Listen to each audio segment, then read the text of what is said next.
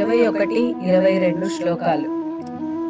అర్జున ఉవాచ సేనయోరుభయోర్మధ్యే రథం స్థాపయమేచ్యుత యావదేతాన్నిరీక్షేహం యోద్ధుకామానవస్థితాన్ కైర్మయా సహ యోద్ధవ్యం అస్మిన్ రణసముద్యమే.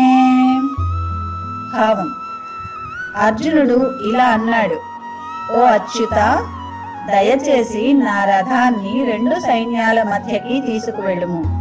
ఈ మహాపోరాటంలో రణరంగంలో నిలిచియున్న ఎవరెవరితో యుద్ధం చేయవలసి ఉన్నదో నేను చూడాలి. మొదటి అధ్యాయంలో ఇదొక అద్భుతమైన శ్లోకం. అది ఎలాగో ఇప్పుడు చూద్దాం శ్లోక వివరణ రూపంలో. సమస్త సృష్టికి పరమేశ్వరుడైన శ్రీకృష్ణుడి భక్తుడు అర్జునుడు. అయినప్పటికీ ఈ శ్లోకంలో అర్జునుడు భగవంతుడిని తన రథాన్ని తాను కోరుకున్న చోటికి తీసుకెళ్లమన్నాడు. ఇది భగవంతునికి తన భక్తులతో ఉండే సంబంధం యొక్క మాధుర్యాన్ని తెలియచేస్తుంది. తన పట్ల భక్తుల ప్రేమకు రుణపడి భగవంతుడు వారికి దాసుడు అయిపోతాడు.